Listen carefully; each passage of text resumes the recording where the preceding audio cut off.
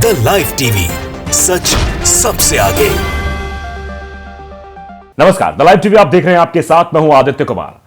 Supreme court ने हिंदू धर्म में जो कट्टरता अपनाई जा रही है इसकी तीखी आलोचना की है और कहा है कि कट्टरता कहीं कोई जगह नहीं। कट्टरता माने आप देख रहे हैं किस तरीके से सड़कों पर उतरकर अल्पसंख्यकों के प्रति हिंदू संगठन का एक समूह जो है वो आगे जाता है और नारेबाजी करता है, मारपीट करता है लोगों के साथ, अल्पसंख्यकों के साथ खासतौर पे, और कहता है कि हम कट्टर हिंदू हैं। अब उसी कट्टरता का विरोध जो है, अब आलोचना कह लीजिए कि सुप्रीम कोर्ट ने उस कट्टरता की आलोचना की है और इस पर कुछ ऐसे लोग हैं जिनको बहुत मिर्ची लग रही है। अश्विनी उपाध्याय को जरूर आप जानते होंगे, वकील भी हैं, वकील के साथ साथ भारतीय जनता पार्टी के नेता भी हैं और भारतीय जनता पार्टी के नेता होने के तौर पे पीआईएल दायर किया करते, याचिका दायर किया करते सुप्रीम कोर्ट में, और कई बार याचिकाएं जो है खारिज भी हुआ करती हैं। उन्होंने सुप्रीम कोर्ट की इसी आलोचना की खबर को ट्वीट करते हुए लिखा क्या है, जरा आप देख लीजिए। पहले खबर क्या है बता दूं, खबर दैनिक जागरण में छपी हुई थी कि हिंदू एक महान धर्म, ये कट्टरता की अनुमति नहीं देता, सुप्रीम कोर्ट की टिप्पणी थी। अब इसी को लिखा कि दुनिया से गायब और 9 राज्यों में अल्पसंख्यक, मतलब ये बता रहे हैं कि हिंदू धर्म के बारे में बता रहे हैं कि भैया दुनिया से गायब हो चुका है, 9 राज्यों में अल्पसंख्यक बना हुआ है, ये बात कह रहे हैं। मतलब इनके अंदर कट्टरता अभी भी भरी हुई है। अब उसको लेकर सुप्रीम कोर्ट ने क्या क्या बातें कही है पूरा विस्तार से मैं आपको बताता हूं कि कैसे कैसे कहा है कि हिंदू धर्म कट्टरता कतई बर्दाश्त नहीं करता, हिंदू धर्म महान, इसमें कट्टरता के लिए कोई जगह नहीं। सुप्रीम कोर्ट ने यह क्यों कहा, यह बाकायदे ललन टॉप ने अपने आर्टिकल में लिखा है। लेकिन सुप्रीम कोर्ट ने यह भी कहा कि अगर किसी खास समुदाय पर उंगली उठाई जाती है तो आप समाज के खास तबके को नीचा दिखाते हैं। भारत एक धर्मनिरपेक्ष राज्य है। मतलब इशारों में उन संगठनों को आड़े हाथों लिया सुप्रीम कोर्ट ने जो एक समुदाय को, एक समाज को और किस तरीके से दूषित करने का काम करते हैं, एक समुदाय पर उंगली उठाने का काम करते हैं। भारत एक धर्मनिरपेक्ष राज्य है, यहां पर यह सब कुछ नहीं होना चाहिए, सुप्रीम कोर्ट ने नसीहत देने की कोशिश की है।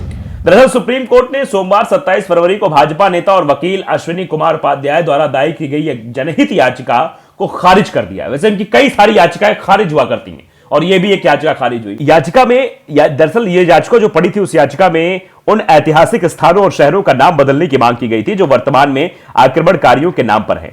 याचिका को खारिज करते हुए सुप्रीम कोर्ट ने कहा कि एक देश अतीत के कैद में नहीं रह सकता है। ये सीधे तौर पर शहरों का नाम बदलने की मांग की गई थी। कहा गया कि वर्तमान में आक्रमणकारियों के नाम पर है, इसलिए इनको बदला जाए। तो सीधे तौर पर कहा कि सुप्रीम कोर्ट ने कहा कि एक देश अतीत के कैद में नहीं रह सकता है। कोर्ट तबाही पैदा करने का साधन नहीं है, यह सीधे तौर पर चेतावनी भी दी गई है। इंडियन एक्सप्रेस की रिपोर्ट के अनुसार अश्विनी कुमार उपाध्याय की याचिका को खारिज करते हुए कोर्ट ने यह कहा कि कोर्ट को तबाही पैदा करने का एक साधन नहीं होना चाहिए। याचिका पर सुनवाई की 2 जजों की बेंच ने, इसमें जस्टिस केएम जोसेफ और बीवी नागरथना शामिल थे। सुनवाई करते हुए जजों ने कहा, क्या कुछ कहा वो भी बता देता हूं आपको, कि कोई भी चुनिंदा रूप से इतिहास पर दोबारा गौर नहीं कर सकता है और हिंदू धर्म में कट्टरता के लिए कोई जगह नहीं है। यह सीधे तौर पर कहा है कि कट्टरता के लिए हिंदू धर्म में कोई जगह नहीं। जो कट्टर अपने आप को कहते हैं, गलत, ऐसा नहीं करना चाहिए। सुनवाई करते हुए जज ने आगे कहा कि आप इस मुद्दे को जिंदा रखना चाहते हैं और देश को उबाल पर रखना चाहते हैं। अगर किसी खास समुदाय पर उंगली उठाई जाती है तो आप समाज के खास तबके को नीचा दिखाते हैं। भारत एक धर्मनिरपेक्ष राज्य है, यह एक धर्मनिरपेक्ष मंच है। आगे कहा कि हिंदू धर्म जीवन जीने का एक तरीका है। हिंदू धर्म के बारे में बताते हुए भी कहा है सुप्रीम कोर्ट ने कि यही नहीं, जस्टिस जोसेफ और नागरथना की बेंच ने कहा कि हिंदू धर्म एक महान धर्म है और यह कट्टरता की अनुमति नहीं देता है। जस्टिस नाकरनथा ने कहा कि देश पहले से ही कई समस्याओं का सामना कर रहा है जिनका पहले समाधान किया जाना चाहिए। उन्होंने यह बात रखने के लिए अंग्रेजों द्वारा अपनाई गई फूट डालो और राज करो की नीति पर भी प्रकाश डाला, जिसकी वजह से भारतीय लोग आपस में लड़ते रहे। उन्होंने कहा, हमारे देश में कई सारी समस्याएं हैं। हिंदू धर्म जीवन जीने का एक तरीका है जिसके कारण भारत ने सभी को आत्मसात कर लिया है। उसी के कारण हम एक साथ रहने में सक्षम हैं। अंग्रेजों की फूट डालो और राज करो की नीति ने हमारे समाज में फूट ला दी है। हमें इसमें किसी धर्म को नहीं घसीटना चाहिए। आक्रमणकारियों को संवैधानिक संरक्षण नहीं।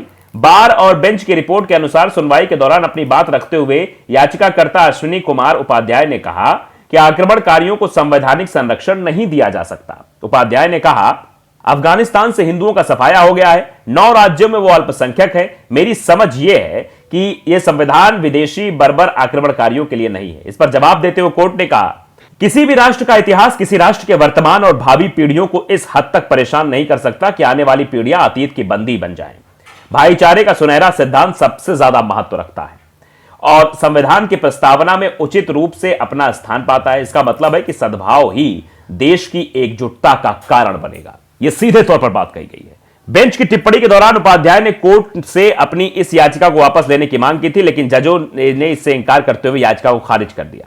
पहले बहस हुई, बातचीत हुई, फिर कहा कि नहीं, मैं अपनी याचिका को वापस लेता हूं। जब समझाया गया कि भैया इस तरीके की बातें तुम कर रहे हो, ये सब नहीं करना चाहिए, तो अश्विनी उपाध्याय ने कहा ठीक है, मैं अपनी याचिका वापस लेता हूं। कोर्ट ने कहा नहीं, वापस नहीं, हम इसे खारिज करते हैं।